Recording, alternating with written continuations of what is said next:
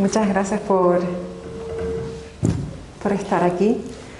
En primer lugar, me gustaría dar la bienvenida a todos esta tarde para la presentación del libro de Me voy de aquí, de Carlos Battaglini, y estoy especialmente contenta de estar hoy aquí por varios motivos.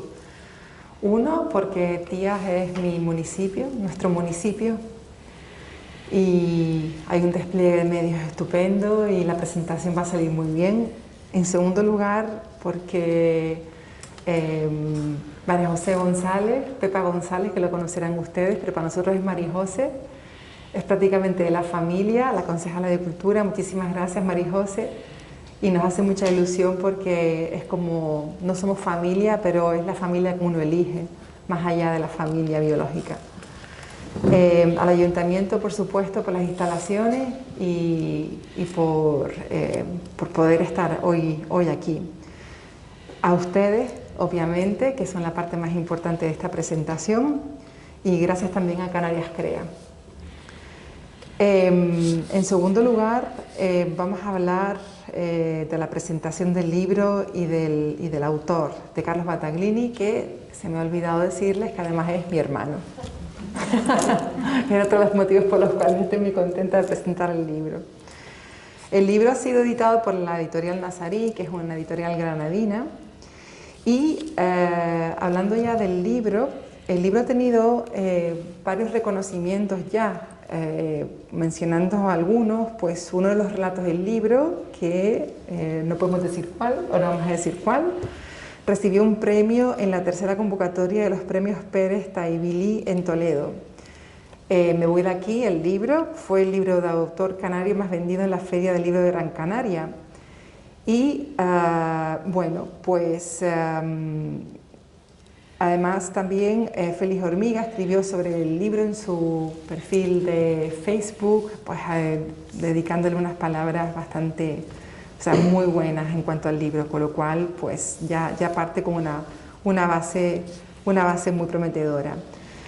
Yo ya me iría, ya hemos hablado de la parte, como si dijéramos, más formal, y ahora yo ya me iría más a la parte de la presentación de Carlos y del libro, acerca de lo importante, básicamente lo importante que es en la vida tener un propósito, de tener un porqué que te haga levantar todos los días y que tengas un motorcito dentro que te haga que no te canses, buscando ese propósito. La importancia de tener el propósito en la vida es fundamental, porque puedes cambiar de estrategia, pero siempre sabes hacia dónde vas. Eso fue lo que le pasó a Carlos. Carlos, él era diplomático de la Comisión Europea y venía a verme a Barcelona cuando yo vivía en Barcelona. Y recuerdo paseos con él y me decía: mira, Manu, yo lo que quiero ser en esta vida es escritor. Y lo tenía clarísimo.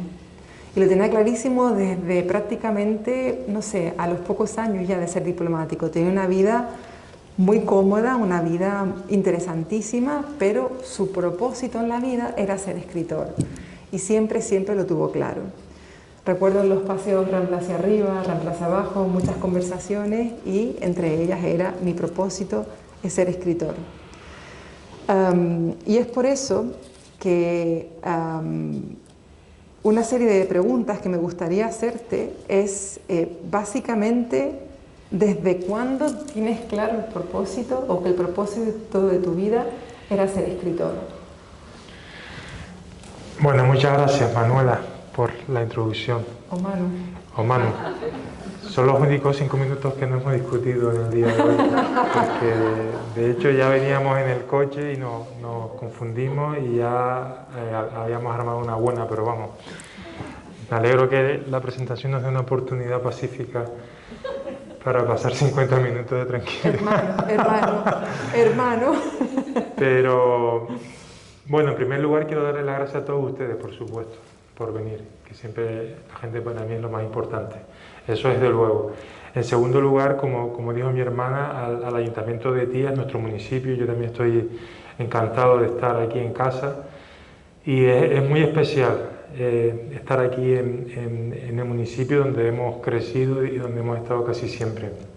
Y por supuesto a María José, Pepa, como la llama la mayoría de la gente hoy en día, porque cambiaste tu nombre no hace tanto, ¿no? Porque recuerdo que ahí de María José cambiaste a Pepa. Para mí siempre será María José, nuestra vecina y amiga del alma de toda la vida. Pues 1.000.000 de gracias para ella también. Y por supuesto un saludo muy especial a Tomás Pérez Saúl, que era en teoría la persona encargada de presentar el acto, pero desafortunadamente tuvo una caída y tuvo un problema con la cadera y está ahora mismo ingresado. Así que desde aquí nuestros mejores deseos y que se recupere cuanto antes.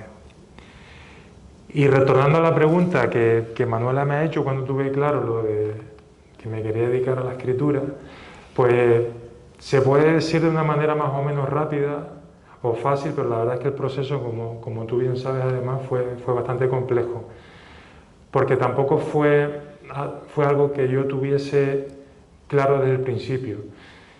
Yo creo que los primeros fogonazos vienen cuando empiezo a estudiar la carrera en la Universidad de Granada, ya por el año 98, 99, cuando descubro un mundo muy cultural, un mundo lleno de actividades literarias, dramaturgas, cinéfilas, etcétera, etcétera. Y yo creo que aquel ambiente, aquella atmósfera me envolvió de tal manera que comencé a leer de una manera frenética.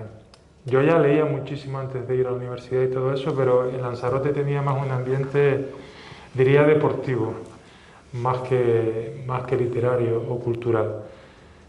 Siempre sentí curiosidad por la literatura, hasta incluso por la política y todas esas cosas, pero no fue hasta Granada cuando me sumerjo en todo ese mundo. Y a partir de ahí empiezo a leer una serie de autores que ahora con el tiempo me he dado cuenta que han sido fundamentales para la decisión que tomé. Me acuerdo muy especialmente de Henry Miller y su libro Trópico de Capricornio.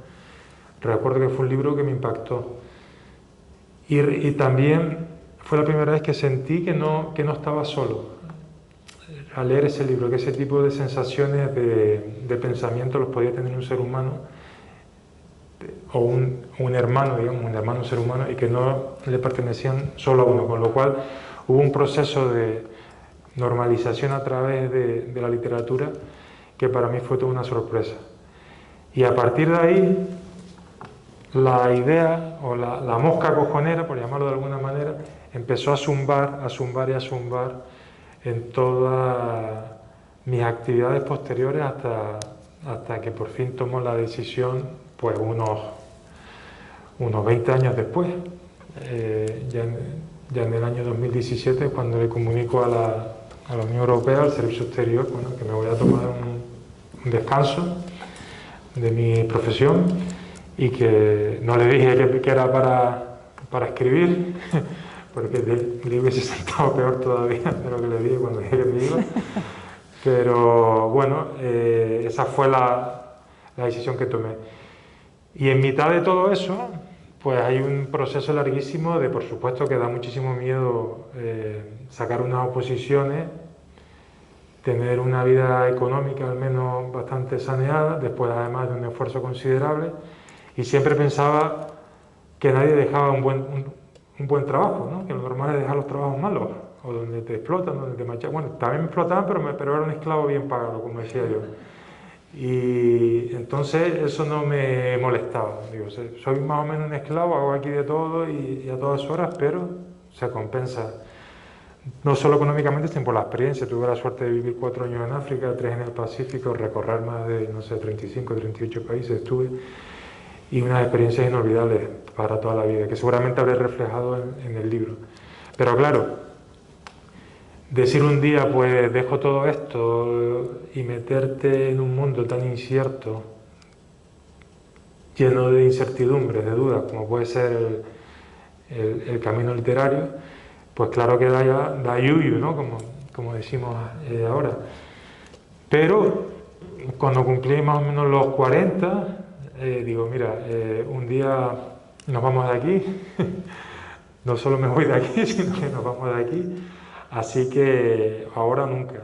Y tomé la decisión ya en firme en el 2017, hace casi 4 años, y bueno, y aquí seguimos y la verdad es que no me arrepiento en absoluto. Sí, de hecho, recuerdo muchas conversaciones que tuvimos, que mantuvimos, y recuerdo una de las conversaciones que fueron, lo tengo en la mente grabada, y que tiene que ver justo con lo que estás diciendo ahora. A mí me gusta mucho leer el I Ching. El I Ching es un libro de filosofía china, y recuerdo que en una de las conversaciones, obviamente con muchas dudas, me acuerdo que te dije, las situaciones hablan. ¿Qué te dice la situación? Pues traduce la situación y toma la decisión, y ahí lo tuviste bastante claro. O sea que muchas veces, pues, y de hecho ese pensamiento está reflejado en el libro, en Me voy de aquí, precisamente eso. Y creo que también en la vida de muchos de nosotros nos hemos planteado algo muy parecido.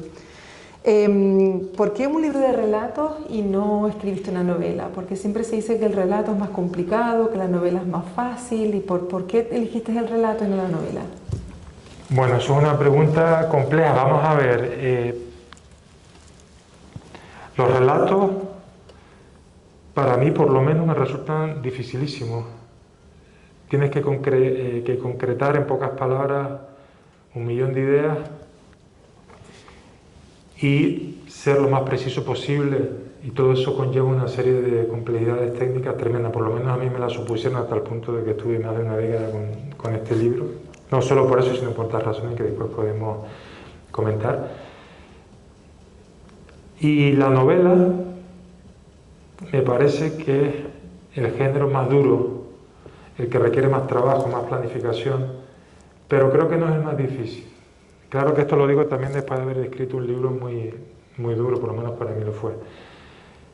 Si quizás no lo hubiese escrito todavía, a lo mejor pensaría de otra forma, pero creo que la novela te da mucha más libertad, te da mucha más margen para improvisar, para tejer. En cambio, el relato te da un margen muy estrecho donde tienes que enganchar al lector por el cuello desde el principio y no soltarlo, para que se mantenga siempre presente, que no escuche ni el sonido de la nevera, como aquel que dice.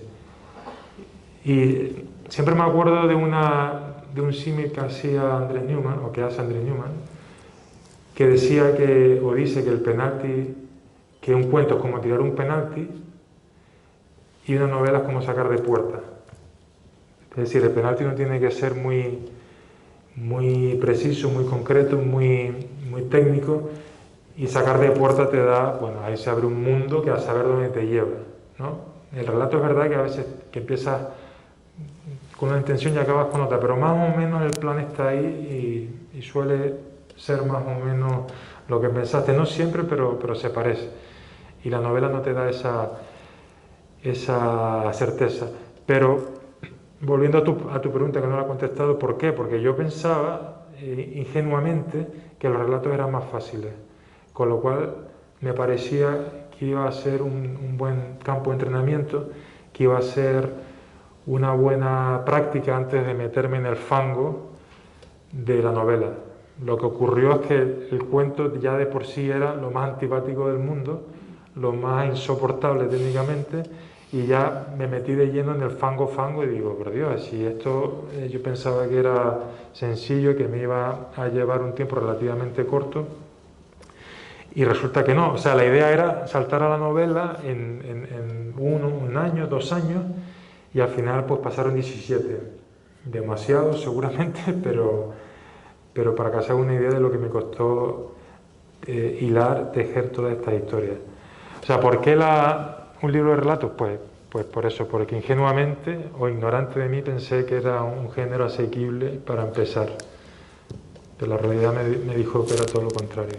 De hecho, oye, me leí el libro, creo que una de las primeras personas, y me quise leer 3, 4 relatos el mismo día, y Carlos me dijo, no, léete uno al día para que lo puedas saborear y fundamentalmente para que te haga pensar y sobre todo reflexionar sobre la historia de cada persona que hay en este libro. Una de las sensaciones que a mí me dio es que cada uno de estos relatos puede ser una novela, y me acuerdo que te decía eso, es que cada relato me daba la sensación tal y como estaba concentrada la historia de las personas de la cual trata cada uno de estos relatos, que podía ser una novela condensada en el tamaño de un relato, y esa era una de las cosas que más me fascinaron. Para empezar, porque ya desde el primer relato me acuerdo que me quedé totalmente fascinada, porque es algo que, sobre todo porque algo que me pasaba con Milan Kundera, nada tiene que ver con tu tipo de libros, pero una persona que sabe escribir y contar la cotidianidad de una manera tan simple y tan fácil que todo el tiempo estás pensando, es que es verdad cuando estás leyendo esos libros, ¿no? Porque te ves reflejado en un día a día que es muy complejo de escribir y de relatar, pero muy bien escrito. Esto es lo que pasa también en los relatos y me gustó muchísimo leerlo. En los relatos hay gente que tiene claro por qué se va de aquí, pero hay gente que vive una vida circular, pero sabe que no quiere estar ahí. Una pregunta que te quería hacer es, ¿cómo imaginaste las vidas de los protagonistas de los relatos que no tienen ningún propósito en la vida? Bueno, yo quiero creer que todo el mundo tiene una idea, un propósito, por pequeño que sea en esta vida, digo yo, que todo el mundo se levanta por las mañanas por lo menos con una idea o con la intención de sacarle el máximo partido posible. Lo que ocurre con estos personajes, que creo que nos pasa a muchos, es que no están cómodos o no están del todo felices con su día a día. Y lo que les ocurre es que a lo mejor tienen un propósito o intuyen o presumen que deberían estar en otro lado, pero no encuentran la forma de llegar a ese estadio.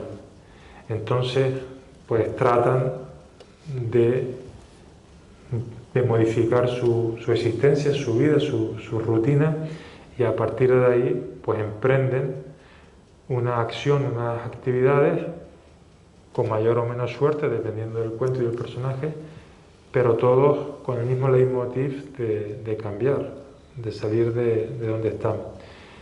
Pero creo que más o menos todos tienen una intención de cambio, de transformación. Tienen un propósito implícito, la mayoría de ellos, y otros más explícitos, pero todos saben que lo que están haciendo en ese momento o donde están en ese instante no es lo correcto para ellos. Bueno, básicamente es lo que nos pasa prácticamente a todos. O tenemos muy claro lo que queremos hacer y vamos a ello, o estamos en una situación descontenta y queremos intentar salir de ahí. A mí me gustaría leerles 2 párrafos del primer relato, que se llama Amigas, porque yo creo que estos 2 primeros párrafos del primer relato reflejan muy bien la situación de la cual estamos hablando. ¿Cuántas veces has subido la misma escalera en tu vida? Con un pie en alto, Mónica mira los escalones de madera que se elevan hasta el primer piso. Es una escalera de madera color canela que cruje igual que una certeza cada vez que una uña se posa sobre los peldaños. Siempre ha estado ahí, con el cordón umbilical de la casa, la única con jardín de orquídeas de todo Vecinare. La pregunta le patea el espíritu cuando, como ahora, tiene que acercarse al aeropuerto comarcal. No es una sensación nueva. Desde hace tiempo analiza aquella portada del diario en la que Eloísa, risueña, paletuda, saluda con una mano y pregunta desde la puerta de un avión enorme: ¿cuántas veces has subido la misma escalera en tu vida? Es ella, esa es, Eloísa, la coneja. Punto suspensivo. Este es un relato que a mí me... La pobre Eloísa, ¿no? La dejamos ahí al final como... Sí, la pobre Eloísa, pero hay que seguir el relato porque quién sabe lo que pasa con la vida. ¿Quién sabe lo que hará Eloísa? Exactamente. Eloísa, mucho Eloísa. Exactamente. A mí me gustaría preguntarte ya para ir terminando y sobre todo para pasar a las preguntas de las personas o el coloquio que podamos tener aquí. Carlos, ¿para qué sirve la vida? ¿Para qué sirve la vida? Vamos a ver. Yo creo que siempre, además lo hemos hablado, yo creo que estamos aquí para disfrutar. Yo me planteo la vida de esa forma. Una vida de sufrimiento no la veo lógica, por lo menos no le veo sentido nacer para estar jodido, con perdón, ¿sabes? Creo que si uno nace es para hacer algo. ¿Y para qué sirve la vida? Es una pregunta compleja. Yo creo que para que cada uno lleve a cabo lo que el tiempo le determine como lo correcto para ellos y que los hagan felices. Yo creo que es tan sencillo y tan complejo como eso. Cuando las personas encuentran ese propósito, saben responder, como es tu caso, esta pregunta de una manera fluida. Yo tengo que decir que en mi caso tampoco fue FOF. Como dije, fue un proceso que yo quería saber qué pintaba aquí. Y fue una etapa larga. No fue que un día dije, pues quiero hacer esto, nací para esto. No, o sea, fueron muchos años y mucha introspección, pero tenía claro que quería enfocar la energía a algo. Pero eso también fue un proceso difícil, ¿sabes? Que no nací con la varita y pues mira, tú vas a ser pintor, tú vas a ser director de cine. No, o sea, fue algo que no sé, pero voy a descubrirlo. Y ese proceso de abrir puertas, como lo llamaba yo, abrir hasta que abres la tuya, pues es difícil. Y además uno sigue dudando, que esa es otra, la inquietud espiritual permanece y estará para siempre. Y las preguntas existenciales seguirán ahí. Porque, como decía Borges, que lo leías en un cuento que decía hace poco, las grandes preguntas no se nos responden, no se nos son dadas. No tenemos esa respuesta y probablemente no las tendremos nunca. Pero nos entretenemos con eso toda la vida. Necesitamos el conflicto también, ¿sabes? Porque si el conflicto es necesario. Si todo estuviese ya en orden, lo vemos día a día. La mayoría de las noticias, incluso de los WhatsApp, siempre es para comentar algo, si no negativo, algo que no va del todo bien, ¿sabes? Entonces al final, por lo menos he llegado a una especie de conclusión de que necesitamos una especie como de arreglar, ¿no? Tenemos que estar arreglando todo el rato para sentirnos un poco útiles a algo mejor, que después nos sabrá poco y volveremos a cambiar. Y ahora nos quejamos de todo y dentro de 40 años dirán que en el 2021 pues éramos estupendos, etcétera, ¿no? Que un poco la humanidad ha sido siempre un poco eso. Sí, bueno, a las personas no nos gustan los grandes cambios, nos sentimos incómodas, pero por otro lado el ser humano está programado para luchar. Es una incongruencia, pero las personas somos así. Ahora me gustaría terminar con una última pregunta, pero me gustaría hacer partícipe también al público aquí presente de esta pregunta y me gustaría que cada uno de ustedes la respondieran. Entonces, Carlos, ¿dónde te gustaría amanecer mañana? Eso despierte mucha fantasía, ¿eh? Pero vamos a ver, sinceramente, en casa de Fariones, donde hemos vivido prácticamente toda la vida, es donde más cómodo he estado siempre. Y sobre todo después de haber hecho unas cosas que quería hacer. Levantarte ahí tranquilo en tu casa, creo que no tiene precio. O sea que digo casa. En casa. En casa. Pues si alguien tiene una pregunta acerca del libro para Carlos.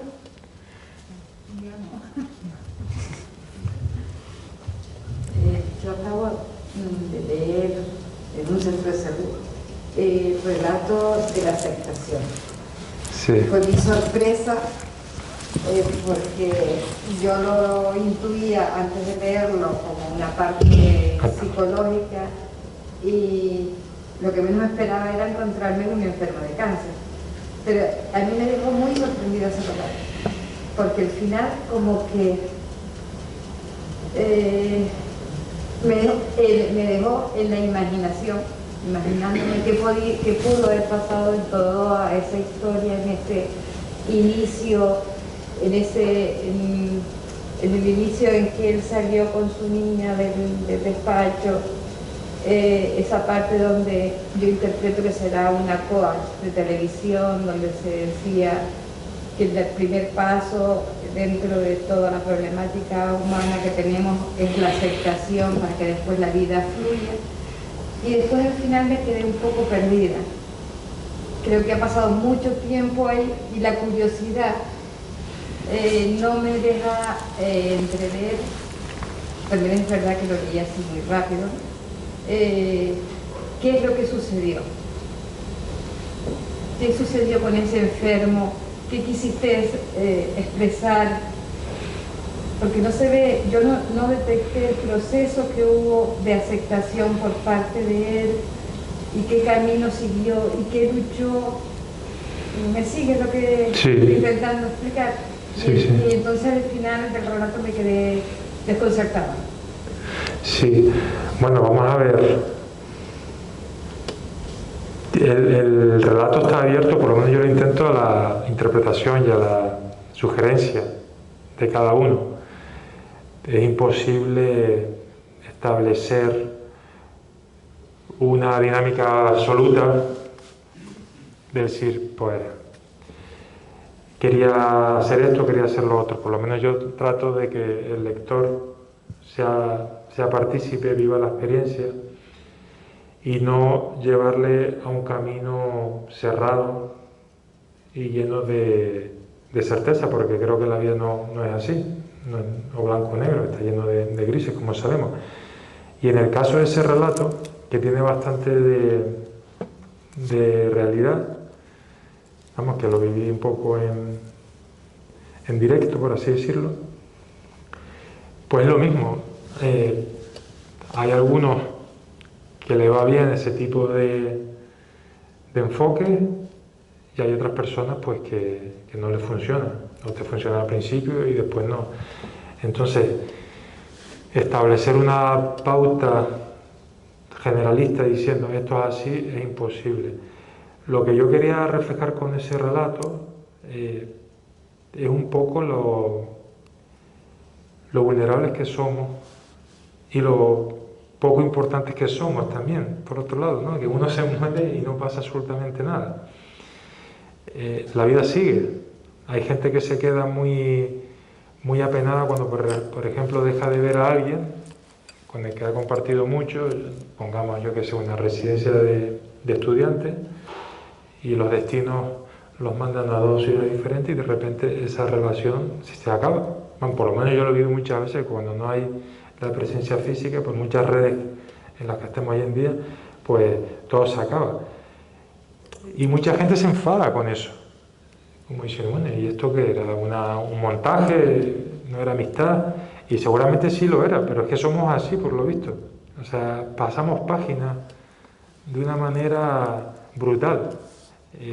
Yo me acuerdo que pensaba, cuando se muera Fidel Castro, aquí se va a armar una, pues se murió Fidel Castro y no pasó nada. O sea, no pasó nada entre comillas. Y cuando nos pase a nosotros, pues seguramente el proceso será similar, ¿eh? Los familiares se quedarán muy apenados, pero el mundo va a seguir girando. Entonces, con ese relato, lo que a mí me llamó la atención, o por lo menos acabé de aceptar yo también, estoy diciendo, tío, es que aunque te vayas, o si alguien desaparece, nadie se va a frenar su vida. Esto continúa. Entonces, también jugaba con un poco esa idea de aceptación, que esa persona no acababa de aceptar eso, como diciendo, ¿cómo es posible que hemos convivido con alguien que nos ha ayudado además, se va de nuestra vida y parece que aquí a todo el mundo le importa un pito? Por lo menos cuando yo vivía eso al principio me llamaba la atención, digo, bueno, y esto de que hasta que te das cuenta de que nadie es imprescindible. Pero como digo, tampoco tengo el monopolio interpretativo del relato, cada uno lo puede ver de otra forma. ¿Y eso es lo que refleja en el último pago? Bueno, cuando acaban cantando, los excompañeros, pues sí, pues es que lo he vivido además, que alguien recuerda además la imagen que tengo ahora cuando se murió este actor, ¿cómo se llama? José Luis López Vázquez, ¿no? Apareció la mujer a 2 o 3 días, creo que en Salvo, en un programa de este, pero al final acabó bailando. O sea, esa es la Españeta que llamaba Umbral, ¿no? Y empezó todo como muy dramático, muy no sé qué, y al final la Españeta ya fue haciendo su trabajo, que si cachondeo por ahí, cachondeo por allá, y esa mujer acabó bailando, una hora después. Pues, por lo visto, esto va un poco así y tenemos que aceptarlo. Yo le decía, tengo una amiga que me decía eso, una amiga que era muñecar, no sé nada de ella, digo, pues es que eso lo he visto tantas veces que el ser humano pasa página de una manera radical, probablemente por pura supervivencia, porque ¿de qué sirve estar llorando al ausente? Todos recordamos a nuestros seres queridos, pero nadie está ahí sentado en una silla llorando por ellos, porque al final el que acaba muerto eres tú, y eso instintivamente lo sabes, con lo cual pues te vuelves a levantar. Carlos, Sí. buenas noches, gracias. Gracias por traernos tu libro tan premiado ya y tan reconocido, ¿verdad? Es fantástico empezar Sí, muchas gracias. este oficio así. 10 relatos, personajes distintos, mujeres y hombres. Me encantaría que me dijeras cómo llegaron a ti esos personajes. ¿Aparecen de repente, los ves por la calle, los sueñas, los inventas? ¿Cómo surgen? La mayoría me los he cruzado. O yo he vivido muchas de esas experiencias, como la que acabamos de hablar ahora, por ejemplo, la he vivido en mis carnes. Curiosamente, las experiencias más desagradables son las mejores historias después. Por lo menos lo que yo he vivido, ¿sabes? Que todo tiene valor al final. Las historias de comieron perdices y vivieron felices no tienen enjundia suficiente para escribir un relato con fuerza. Entonces eso me llamó la atención, que algunas historias que en vida a mí me habían hecho sufrir, cuando lo puse en papel me encantaban. Digo, joder, cómo yo hago mucho el símil tenístico, digo, cómo rueda la pelota aquí, ¿no? Que yo siempre digo que hay escritores que les rueda la pelota, o sea, que les corre la pelota, perdón, y otros escritores que no les corre nada. Y eso es un símil tenístico, porque yo hice mucho deporte en su momento, que me encanta, porque cuando ves algo como trastabillado, pesado, digo, uff, a este no le corre nada la pelota. Y me acuerdo que con ese tipo de relatos me corría bastante la pelota y llegué a esa conclusión, que todo tiene sustancia, todo es aprovechable. Y bueno, pero resumiendo, de los 10 personajes, hombre, todos no se ajustan a la realidad total, como tú sabes, que también escribes, y muy bien, por cierto, pues los personajes muchas veces son mosaicos de otros, ¿no? Y acaban conformando uno. Pero sí, para mí es fundamental la realidad, haberlo vivido antes para creérmelo yo mismo. Si no me resulta crearme un personaje imaginario, al final puede que vaya cogiendo forma, pero al principio me resulta algo muy lejano, muy superficial. O sea, necesito haberlo vivido, haberlo sentido. Hola, buenas tardes. Buenas tardes. Yo creo, hay una definición que me gusta mucho de Aute que decía que, bueno, él decía así que ya falleció, la vida es una escuela de gozo y dolor. De algún modo la define también así, cuando dices que, bueno, tu intención es disfrutar de ella, pero también es cierto que existe el conflicto, claro, es parte intrínseco del hecho de vivir. Podríamos decir que un poco en el libro nos puede servir todos esos relatos como para ver cuál es nuestro propio, digamos, mochila vital. Bueno, yo tengo que decir que, para ser súper sincero, el libro no tiene nada que ver con autoayuda, ni mensajes, sigue tu camino y este tipo de historias. No era para nada mi intención. Es libro realismo puro, donde creo que se refleja la humanidad o cómo somos, para bien o para mal, y creo que es bastante empático en ese sentido. Por supuesto, trato de que el lector o la lectora sea partícipe, disfrute de la obra, pero no lo escribí, por lo menos no concibo que eso sea el objetivo de la literatura o del arte, no lo concebí como para iluminar vidas, que a lo mejor sí a alguien pues le sirve para eso y sería estupendo, pero no es tan, o por lo menos esa no fue mi intención para dirigirme a un determinado público con problemas, por así decirlo, y decir, porque sigue esta escena, porque además no me había autorizado para eso, ni muchísimo menos, y tampoco es el género que estaba tratando, ¿no? Yo estaba tratando literatura, relatos cortos, no estoy tratando ensayos, autoayuda, psicología, ¿no? Que iría más en esa dirección. Pero de todas formas, muchas veces, casi siempre, ¿no? Vemos lecciones de vida en el cine, en los libros, no necesariamente a través de este tipo de tratados más específicos, ¿no? Con lo cual, sí, hay mucha gente que lo ha visto así y le ha ayudado así, pero no era mi intención primaria, ¿sabes? Sino que surge más como por espontaneidad. Y después cada uno es un mundo. Para el relato que mencionó, no sé cuál es tu nombre. Julia, el relato que nombró Julia antes, ha habido muchísima gente con versiones completamente diferentes. Y eso también es lo bonito, porque cada uno lo ve de forma diferente. Hay gente que por ejemplo, bueno, no voy a decir, pero no, tampoco desarmar el relato, pero bueno, en resumen, unos lo ven de una forma, otros de otra, y eso es enriquecedor. Hola, buenas tardes. Buenas tardes. Haciendo lo mismo que quería preguntarte, ¿existe una relación en los 10 relatos, personajes que se pueden cruzar, ya sean de aquí de Lanzarote, de cualquier otro lado? ¿Están algunos relacionados entre sí o son historias totalmente diferentes una de las otras? Muchas gracias. Sí, de nada. Son historias independientes, pero la idea común que los une de alguna manera es el deseo de cambiar, de salir de la situación en la que se encuentran. Pero no dependen uno de otro. Es decir, si quieres leerte el libro, el relato séptimo y después leerte el segundo, no tiene ningún problema. Eso sí, yo recomiendo empezar por el primero, aunque ya veo que hay gente que pasa bastante de mí en ese sentido y después hace lo que le da la gana, porque el orden de los relatos para mí altera el producto, ¿no? Como se decía aquello en matemáticas. Sí. El orden de los factores. La profesora de matemáticas. El orden de los factores. Profesora de matemáticas. Ahí está Carmen María, que me dio clases particulares, que me sufrió bastante. A los dos. En mi época del pavo, además. El orden de los factores no altera el producto. Pues en este caso. Sí.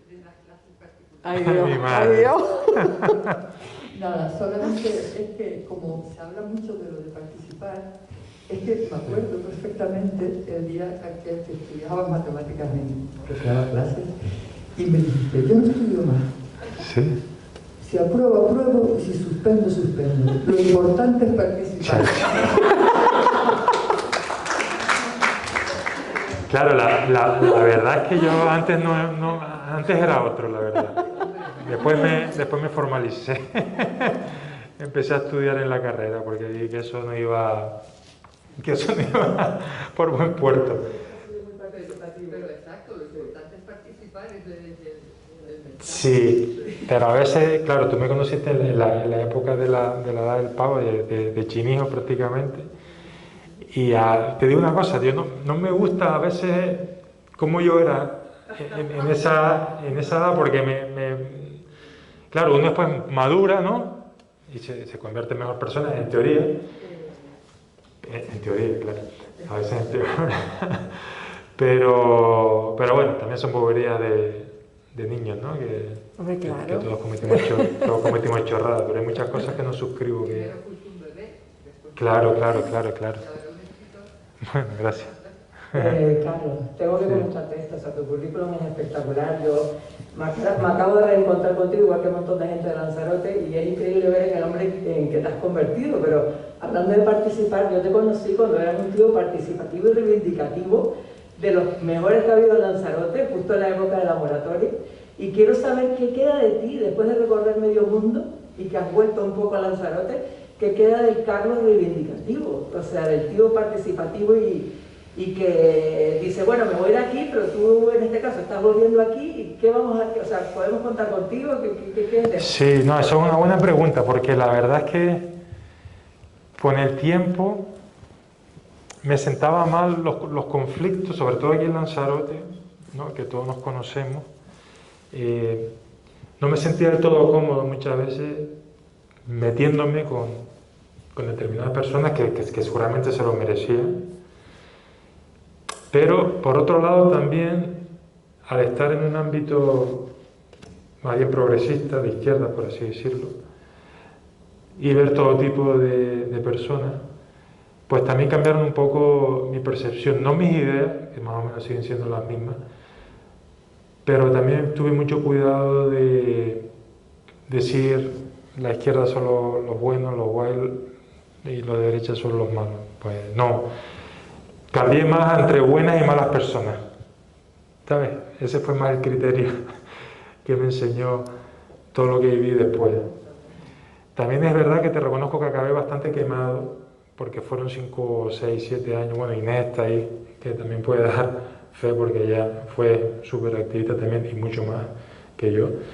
Y eso quema muchísimo. Entonces también, de alguna manera, cuando salí de la isla, digo, bueno, no me voy a meter ahora en más follones, porque te recuerdo que después de la suerte estuve en Madrid un tiempo, y digo, ahora tampoco, y estuvimos, me acuerdo, visitando los foros izquierdistas, al principio. Pero digo, tío, ya salgo de aquí como escaldado de la isla para empezar a meter caña en Madrid también. Y de hecho me acuerdo cuando estudiaba el máster de medio ambiente que metía caña, todavía estaba en eso. Yo no digo que me cansé un poco de eso y creo que hay que mantener las ideas siempre y luchar por lo justo, pero también hay que saber utilizar las formas, el enfoque, el approach, como dice en inglés, la forma de decir las cosas. Nosotros por aquel entonces éramos muy apasionados, era todo o nada. Entonces, por ejemplo, en la Unión Europea aprendí a conseguir lo mismo o más, sin meterte con nadie, ser a lo mejor más zorro, entre comillas, y también más saludable. Más británico. No hace falta de verdad con el training que trae. Sí, pero ahora sería más conversador a lo mejor. Pero mantienes la fidelidad a tus principios. Eso sí. Sí, por supuesto, me considero bueno. Pues socialdemócrata.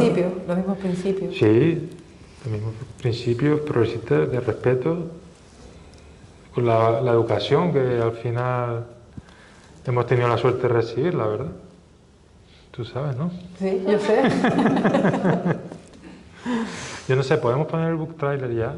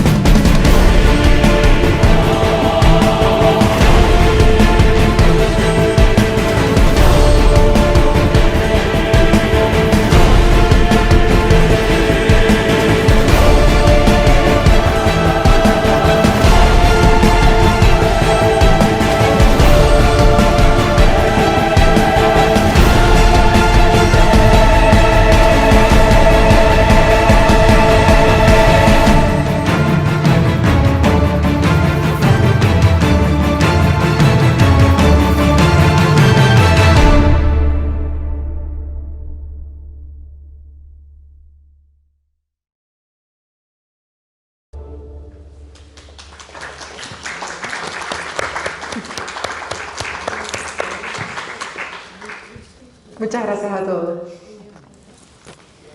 Pues muchísimas gracias, ha sido un placer.